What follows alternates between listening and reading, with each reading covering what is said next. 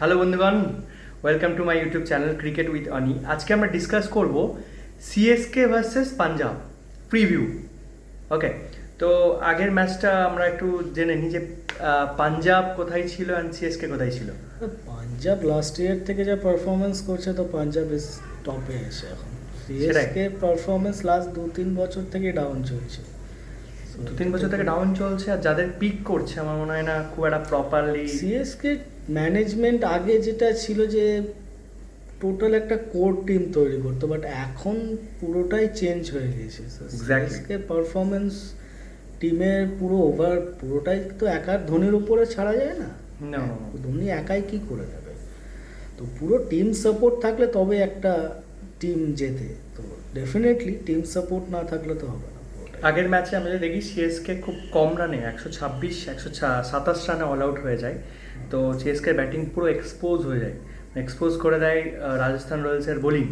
তো কারণ টপ অর্ডারে তুমি দেখো সঞ্জু স্যামসন আর ঋতুরাজ গায়কোয়াড়, তারপরে আয়ুষ মাত্রে খুব একটা প্রুভেন প্লেয়ার না। ঠিক আছে, I mean uncapped player, just experience চলছে। আন্ডার 19 ক্যাপ্টেন কিন্তু করে এসছে, বাট এই লেভেলে একটা ইন্টারন্যাশনাল প্লেয়ারের এগেনস্টে খেলা তো একটু তো নিজেকে সেটেল করতে টাইম লাগবে। এক্স্যাক্টলি, অ্যান্ড ব্রেভিস চলে আসার পরে আমার মনে হয় চেন্নাই সুপার কিংস একটু স্ট্রং হবে। ব্রেভিস চলে আসার পরে আর ধোনি ব্যাক করার পরে চেন্নাই সুপার কিং অনেকটাই নিজেকে রিকভার করতে পারবে। ধোনি এখনো মানে একটা মাইন্ডসেটের মধ্যে যখন চলে আসবে, হয়তো এই ম্যাচেও হবে না ধোনির কামব্যাক, দেরি হবে, বাট ধোনি যখন চলে আসবে হয়তো চেন্নাইয়ের টিমটা, ধোনির মাইন্ডসেটে চলে আসলে ওনারা খেলতে অনেকটাই খেলাতে ইমপ্রুভ করতে পারবে। এক্স্যাক্টলি। তো তারপরে শিবম দুবে আছে, প্রুভেন প্লেয়ার। সঞ্জু স্যামসন যেমন আমাদের টি20 ওয়ার্ল্ড কাপে ভালো পারফরমেন্স করে এসছে, বাট লাস্ট ম্যাচটা একটা ফার্স্ট ম্যাচ খেলেছে, দেখা যাক এই ম্যাচে কি করে। একটা প্লেয়ার যেটা কার্তিক শর্মা 14 কোটি টাকা দিয়ে সিএসকে কিনেছে, আগের ম্যাচে রীতিমতো দেখা গেছিল নার্ভাস কার্তিক শর্মাকে। তো যাই হোক, কার্তিক শর্মা কারণ সেকেন্ড ম্যাচ কেমন খেলবে। প্রশান্ত ভিরও 8 কোটি টাকা দিয়ে কিনেছে, কিন্তু আগের ম্যাচটা খেলায়নি। ওটা ভালো বোলিং অলরাউন্ডার। তো আমার মনে হয় সিএসকে একটু ভাবা উচিত, ভেবে proper playing 11 plus impact player খেলানো উচিত আমার মনে হয়। কারণ সিএসকের বোলিংটা ভীষণ কনসার্ন। কারণ আমি খালিল আহমেদ ছাড়া, কারণ জেমি ওভারটন অ্যান্ড অ্যাডাম মিলনে ওটাকে দিয়ে আমার মনে হয় না খুব একটা, বা ম্যাথ হেনরি, এরা খুব একটা প্রুভেন বোলার না। একটা প্রপার বোলার যদি থাকতো সিএসকে, এখন আই মিন দেখো, ম্যাচ জেতাই হচ্ছে ব্যাটিং, কিন্তু টুর্নামেন্ট জেতাই কিন্তু বোলিং। এটা অলওয়েজ তুমি দেখে নাও, আগের বার আরসিবি দেখো, বা মুম্বাই ইন্ডিয়ান্স, বা Chennai super kings bowling. Chennai super kings last মানে শুরু থেকে আইপিএল এর শুরু থেকে ওরা নিজেদের বোলিংটাকে পুরো ডিপেন্ডেন্সি হিসেবে চালিয়েছে, যার জন্যই এতটা সাকসেসফুল টিম। এক্স্যাক্টলি। তো চেন্নাইয়ের মাঠে খেলা, অবভিয়াসলি হোম অ্যাডভান্টেজ তো হবেই। নূর আহমেদের ওপর একটা বড় চ্যালেঞ্জ। হোম অ্যাডভান্টেজেস বলতে সেরকম এখনকার যে টিম আছে নতুন সব প্লেয়ার, ওদের জন্য এখনও এটাকে মানে হোম অ্যাডভান্টেজ হিসেবে ওরা নিতে পারবে কিনা সেটা কোয়েশ্চেন মার্ক আছে। কারণ নতুন প্লেয়ার চেন্নাইয়ের মাঠে এখনও কোনোদিনও মানে খেলেছে হয়তো 1-2 ম্যাচ, ডোমেস্টিক ম্যাচ, বাট পুরোটাই তো খেলা নাই।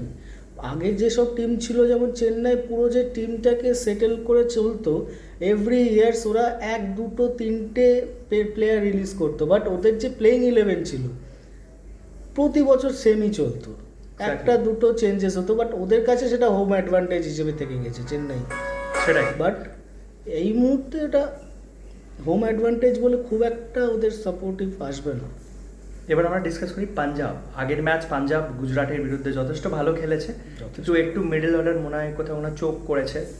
মার্কাস স্টয়নিস বলে বা সামথিং, একটু কোথাও না কোথাও Shashank Singh proven player, but কোথাও ল্যাক করেছে।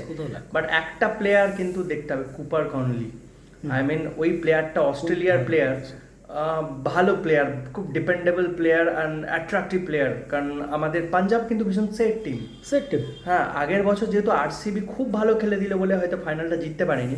কারণ প্রিয়ান্স আরিয়া অ্যান্ড তার সঙ্গে হচ্ছে প্রিয়ান্স আরিয়া একটা বিশাল বড় মাপের প্লেয়ার, ভালো প্লেয়ার। অ্যান্ড প্রভ সিংরন সিংও কিন্তু খুব ভালো প্লেয়ার। 3 নম্বরে শ্রেয়াস আয়ার, অসাধারণ একটা প্লেয়ার। আমি জানি না শ্রেয়াস আয়ার কে এত আন্ডার রেটেড করা হয় কেন? আন্ডাররেটেড আমি তো ইন্ডিয়া ক্যাপ্টেন টি-20 শ্রেয়াস আয়ারকেই আমার মনে হয় সূর্যকুমারের বদলে, যাই হোক সেটা কন্ট্রোভার্সি হবে বলে, কিন্তু আমার মনে হয় শ্রেয়াস আয়ার ভীষণ 3 নম্বরে পাক্কা অনেক ভালো ব্যাটসম্যান।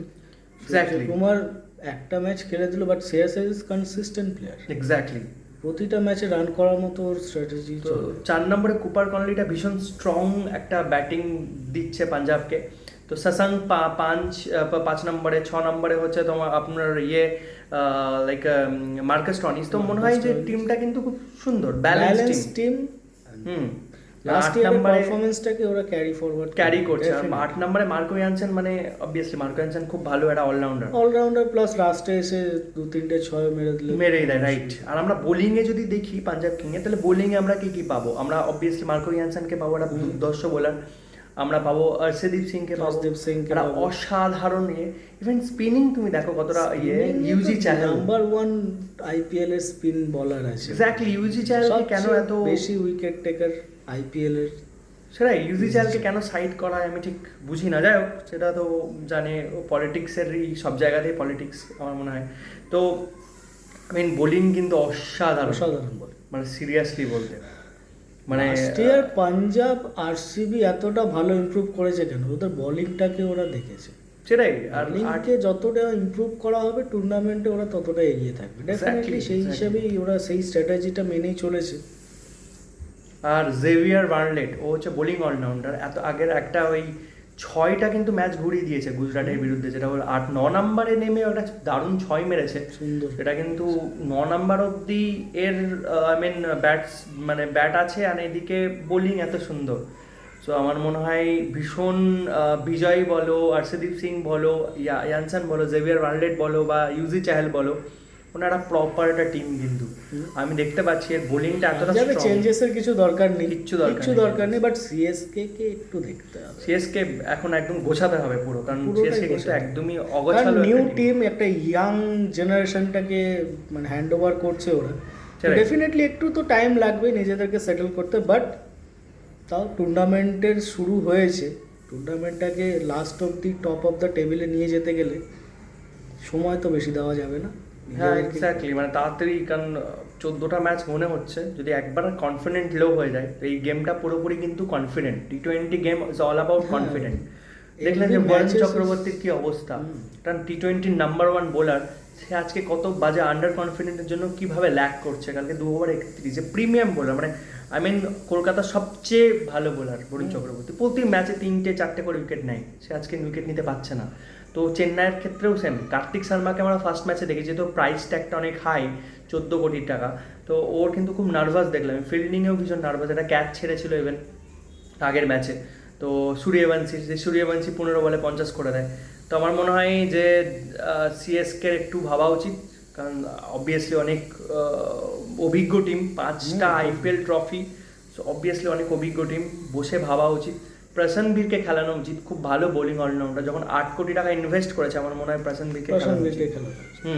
কারণ আমার মনে হয় সিএসকে বোলিংয়ে বেশি ডিপেন্ডেন্ট হচ্ছে আমাদের ফরেনার, কিন্তু আমার মনে হয় না জেমি ওভারটন বা ম্যাথ হেনরি বা অ্যাডাম মিলনে খুব একটা ওদের এক্সপেরিয়েন্স নেই, পারবে না, মানে হবে না। তো আমার মনে হয় যে ইন্ডিয়ার মানে আমাদের প্লেয়ারগুলোকে ব্যাক করা উচিত। তো আমার মনে হয় এই জিনিসটাই করা উচিত। তো দেখা যাক কেমন হয়, সিএসকে জিততে পারে কিনা, কারণ আজকের ম্যাচটা খুব গুরুত্বপূর্ণ। সিএসকে যদি জিতে তাহলে আমার মনে হয় কনফিডেন্টটা ওখান থেকে গেইন হবে একবার জিতে গেলে।